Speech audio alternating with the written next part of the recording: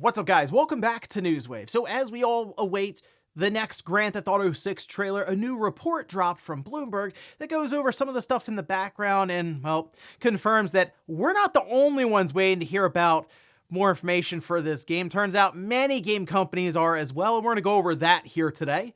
Also, we are going to be talking about a strange situation that's happened with an indie marketplace and AI seemingly accidentally shutting them down. And we also have the PlayStation 3 with an update for emulation, and one that continues to have me looking sideways at Sony. So if you guys enjoy these videos, make sure you hit that like button, helps out a ton. And if new here to the Spawn Wave channel, make sure you subscribe down below. And of course, members of the channel do get Newswave early. If you would like to learn more about that, click the join button down below this video. And we're gonna start today with Palworld. As we know, Nintendo is going after Palworld specifically for some of their patents that they filed. And while it's not really a monetary suit, I mean, it is, but the amount of money versus the idea of just shutting Palworld down, yeah, one kind of outweighs the other there when it's like $100,000 and then, oh yeah, also the game just ceases to continue. Well, it looks like there are some changes being made within Palworld, and we can see this is posted up. This is over on Insider Gaming, saying that whenever a player uses a PAL sphere now, after this recent update version 0.3.11, their PAL will be summoned near the player without them needing to throw the sphere. Also, the new update will display a reticle while aiming. So these are just changes, I assume, happening with them, preparing for the possibility that either they don't win or just maybe strengthens their case because, hey, look, you don't actually throw that PAL sphere anymore. They just kind of appear. So again, patent stuff going back and forth. There's a lot of minute, like really, really small, minute details that you can maybe leverage to make your case or try to push against a case. So this, to me, seems very reactive to what Nintendo's doing here, and we're still waiting to see how all of this shakes out, but I wouldn't be surprised if we see more changes happening to Palworld, even ones this small, maybe to help them out when it comes to the court system. Also, it looks like Marvel Rivals has continued to take over online. I'm seeing it all over social media, people posting up how much they're enjoying it, and even apparently some of the monetization stuff actually not being that bad, although I've seen some of the prices and it is a little bit of a recoil there, a little sticker shock, but it looks like people are getting a kick out of it, and in fact, you can see they've crossed 10 million players in 72 hours, which is that's pretty ridiculous. I know it's a free-to-play game, and it's available on Steam, PlayStation 5, Xbox Series. I mean, it's pretty widely available at this time. And let's face it, it has Marvel characters in it, which I said this before when we discussed something like Concord. It's like, if you're going to try to break into that hero shooter kind of genre now, you need to show up with some sort of advantage. In this case, NetEase showed up with the Marvel characters, the Marvel Universe.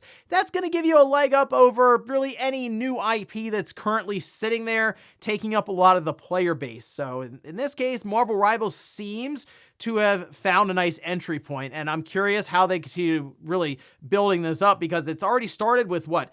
Almost like 500 some odd thousand concurrent players on Steam immediately, and then consoles and everything thrown into that. 10 million players in 3 days. It's quite impressive. So we'll see how they continue that success, especially heading into 2025, I'm sure, with updates all over the place. Oh, and I wanted to point this out for anyone out there looking for just more deals on games, as Best Buy is running their 12 days of gaming, kind of leading up to the Christmas. It's going to be going until December 20th, and they did this last year, and some of the deals were pretty impressive. The only issue is it's like 24-hour deals, and it's kind of hard to sync that up with this show and when you would be seeing it. So I just wanted to just in general point this out, which over on their site now, they had one that was live yesterday, and that was College Football 25. It was like $30 on the PlayStation 5 and the Xbox Series. So it was marked down quite heavily. It is more than 50% off. Now, at this time, you're probably seeing day 2, which I'm not sure what that is at the time of this recording, but just worth pointing out. I'll leave a link to just this page in general down below in the sources. Keep an eye on this, because last year there were some games that popped up for like $10 and were seriously like 80% off, and they're physical copies. So awesome to really be able to add that to the collection and save a bunch of money. And guys, with some of the quick news out of the way, let's get into the bigger stuff. Let's start right away with Grand Theft Auto 6, which it's been a year since that initial trailer release, which on its own was just an insane situation as it leaked out early. And then Rockstar was like, there you go, whatever. We're just gonna go ahead and drop the trailer. And drop it they did, because the internet absolutely exploded, like hundreds of millions of views on this one trailer in no time. Go figure. It's GTA 6. Yeah, probably the most anticipated game in history for gaming.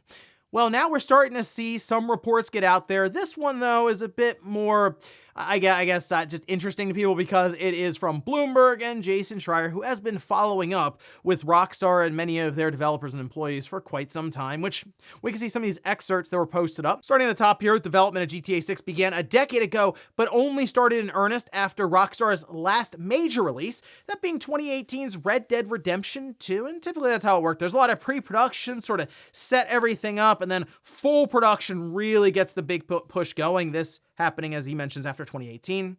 Goes on to say GTA 6 has already missed multiple deadlines, a common practice at Rockstar, but Take-Two says it's now on track.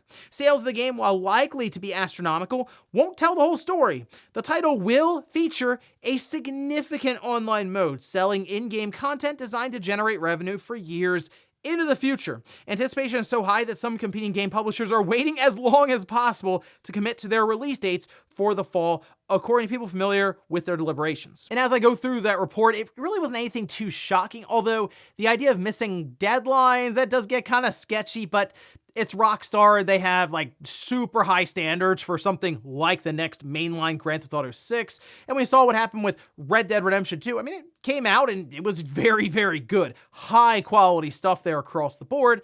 So you kind of have those same expectations, even higher technically, for Grand Theft Auto 6, since Grand Theft Auto 5 has crossed more than 200 million copies sold. So you know it's gonna sell a ton. And the budget behind this game is probably unthinkable. Honestly, billions of dollars? It's with the marketing included. It's got to be something absolutely ridiculous. But hearing about the idea that other publishers in general may be holding back on some of their release dates to try to place it away from GTA 6, also not shocking. I mean, some games you can pencil in, like your yearly sports titles, your Call of Duties, that they have to come out. They're yearly. I mean, they have the year mostly in the title, and Call of Duty is also a big-time game that has its own audience that expects it there every single year. But other games, yeah, they might say, you know what?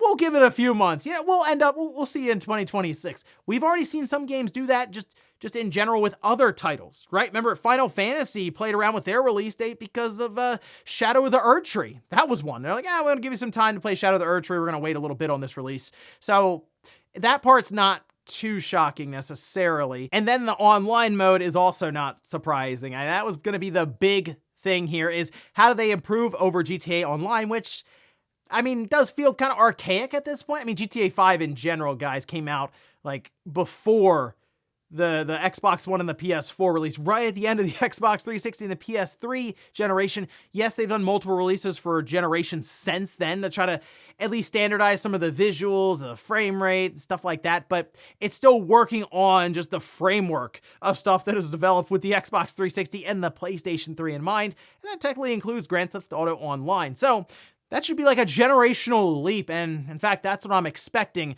from a mode that could end up lasting them 10, 15 years, maybe more, with this new GTA Online variant. There was also something else in this report that was mentioned years ago, and that's the idea of them toning down some of the crude humor and other things in Grand Theft Auto 6 versus 5. I think you have to wait a little bit on this one, just to see how the game turns out before you jump out the window on it, because I kind of look at GTA 5, and it did feel more over the top than pretty much any other Grand Theft Autos. It felt cartoonish at times. Trevor in particular, yes, but like when you look at GTA 6, when we saw that initial trailer and I thought back to that report, I was like, okay, this GTA 6 does look like it's trying to be maybe a bit more serious than GTA 5, even though we've only seen one trailer. Just seeing the two main characters there didn't really come off like the trio that we had with GTA 5 necessarily, and some of the tones there. So maybe it's a bit more refined in some of the bombastic nature that we saw from Trevor and Franklin and Michael at times. I think we need to see how this plays out before we go, wow, Rockstar just released a teen-rated Grand Theft Auto or something. Something tells me it's still going to, I'm sure, offend many people and be a lot of fun and probably very, very funny. Just there's already a lot of parody in that initial trailer. So a lot of anticipation right now around GTA 6. I've been hoping they were going to try to cap off 2024 right at the end of December almost with some sort of trailer, but I mean, we only have 20 more days or so left of December. I don't know if it's going to happen. So maybe they'll kick off the new year with a big trailer and everyone gets super hyped and they make that 2025 fall release and we're really like less than a year away. We'll see. Next up, let's talk about itch.io, as this is a marketplace that makes it a lot easier to distribute much smaller games, like indie games and even free games, kind of projects that you put out there. It's a pretty cool place to discover all kinds of stuff from even just one person trying to make a game. However, there's a bit of a situation here that has to do with AI and Funko. It was very, very weird when I saw this one come across the timeline, but we can see this that was posted up by Itch. And they say, I kid you not, Itch has been taken down by original Funko. Like the Funko Pop. Yes, because they use some trash AI-powered brand protection software called Brand Shield that created some bogus phishing report to our register. I Want My Name, who ignored our response and just disabled the domain. They go on to say, also for transparency, we did take the disputed page down as soon as we got the notice because it's not worth fighting stuff like that. Regardless, our register's automated system, likely kicked to disable the domain, says no one read our confirmation of removal. Yeah, it pretty much just pulled itch.io down immediately. It was automated. Well, Brand Shield, which we can see here, did respond to this, saying want to address recent reports surrounding a website takedown. Brand Shield serves as a trusted partner to many brands, our AI-driven platform, detects potential threats and provides analysis. And in this case, an abuse was identified from itch.io subdomain. We identified and reported the infringement and requested a takedown of the URL in question, not of the entire itch.io domain. The temporary takedown of the website was a decision made by the service providers, not Brand Shields. Now, at this point, Community Notes starts getting involved here, and I mean, just putting them on notice. As they mentioned, entire domains that just don't go down on the basis of copyright takedown request of an individual URL. That's just the result of a fraudulent claim of malicious activity. And they go on to say Brand Shield remains committed to supporting our clients by identifying potential digital threats and infringements. We encourage platforms to implement stronger self-regulation systems that prevent such issues from escalating, in which case, I mean, you can see Community Notes, same deal. Yeah, they took the page down. Seems like they self-regulated just fine there. Well, Funko seemed to respond, reach out to them, and get it resolved, as you can see from itch.io.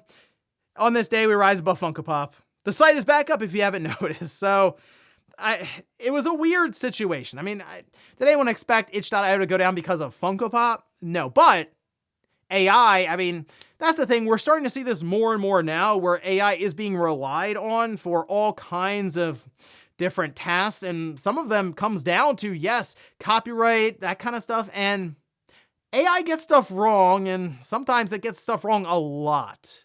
It's still, a lot of these, like these machine learning models and stuff, they take time to process and figure stuff out, and they have to learn, usually by being wrong, and it's just wild to me that it can be so wrong that it can affect an entire website over, like, itch.io representing Funko over something like this. It's very strange, and I guess, like I said, unfortunately, I think this will continue to be a common trend, and maybe at some point AI just gets really good and it won't mess up like this, but it seems like many different companies will probably work to save money and continue to employ AI rather than just, like, regular people to continue keeping tabs on this stuff. So you get a situation like this where it's very much an inconvenience, not only for itch.io, but many people who rely on that marketplace to share their work and, yes, also sell their work. So, hey, we'll see.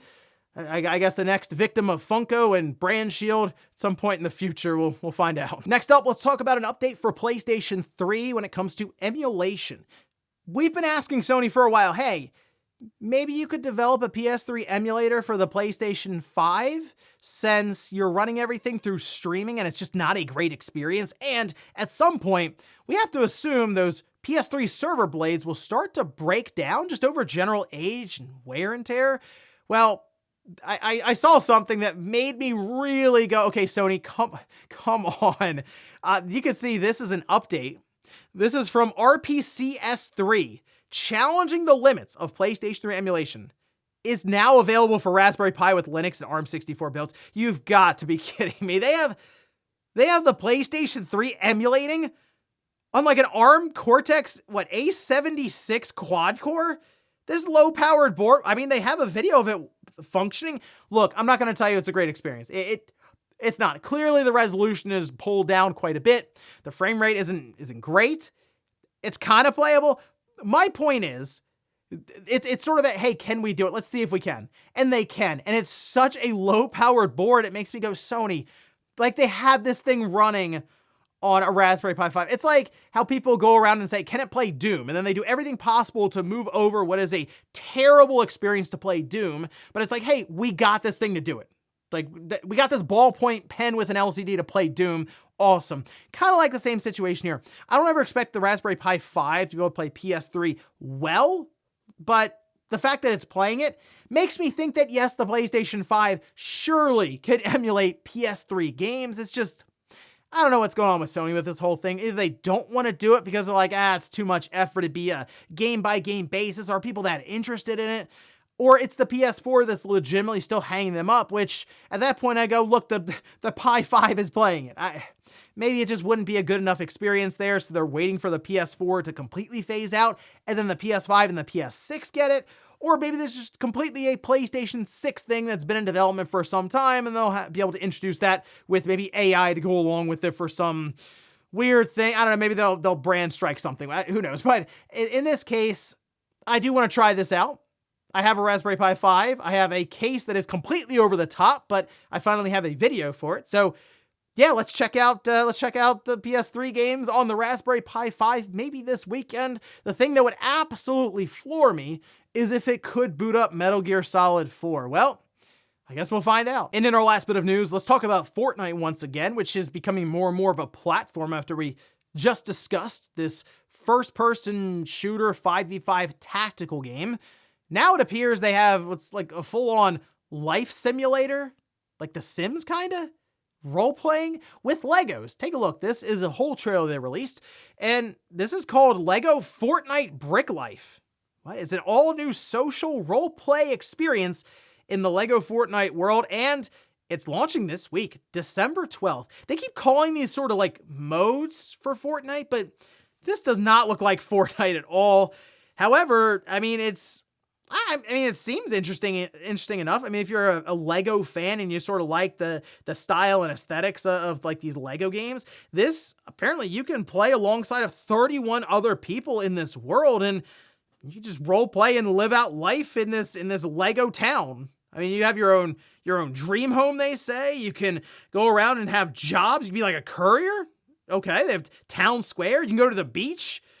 They have some academy you can visit. I mean, it's pretty impressive what these quote-unquote modes are in Fortnite. As I've mentioned, it's more or less a platform now that just has a bunch of games. So you go in there and it's like a launcher. Fortnite is. You can play I guess just the regular Fortnite mode. Save the World, I guess, is still there. But then you can play Guitar Hero with like an actual guitar. You can, in this case, go and live out life in a Lego world. You can do these 5v5 shooters. So at this point, I'm just wondering, okay, what's the next thing that Fortnite is just randomly going to introduce and apparently launch days later?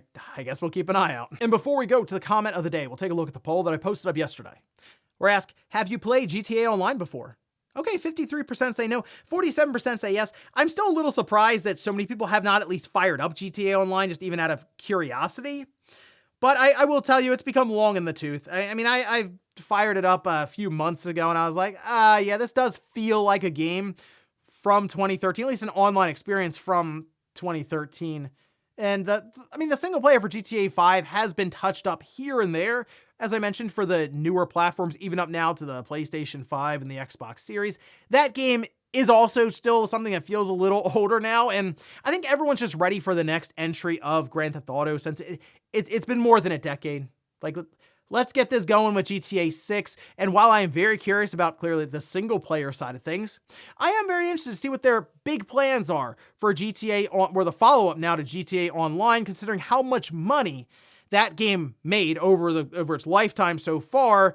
I mean, you feel like the investment behind this new GTA Online has got to be incredible. So it's, I'm interested. I expect to be blown away by it. And at this point, we're all just kind of standing around waiting for the next big trailer. And we'll finish up with the comment of the day, as you're seeing here. This is from Shadow, who says, I'll just wait for Newswave the day after the awards to see what's announced. Yeah, you can do that too. What I'll do the day after the awards show, I'm going to try to cover as much as I can. You know what I might do? Because the awards show, it's going to be weird since it starts at like 8 something and then it's going to go forever. Like it won't be done until 11:30 at night. So what I may do is Newswave was probably already be set up and edited at that time. I might just do a separate video going over all the announcements after the Game Awards end. So there'll still be a video breaking everything down, and actually it'll come out earlier than Newswave. Maybe I'll just release it that night. That way I can kind of spend some time, write everything down as the awards show is going on, which is hard to do when I'm streaming it, but then get everything set up nicely and we can just go line by line, everything that was announced at the Game Awards, because sounds like it's going to be a lot, and it does sound like there will be some big announcements, but let's face it, there's going to be plenty of filler there, so I'll try to cut that out for you guys. And ladies and gentlemen, that's going to do it here for Newswave. If you enjoyed this video, guys, hit that like button. If not, hit the dislike. Leave comments down below about everything we talked about here today. If you missed yesterday's Newswave, I'll leave that up here in a card. Or maybe you wanted to hear about a new console that potentially leaked out a bit early. I'll leave that in a video right below it. Thanks, guys, for watching, and I'll see you next time.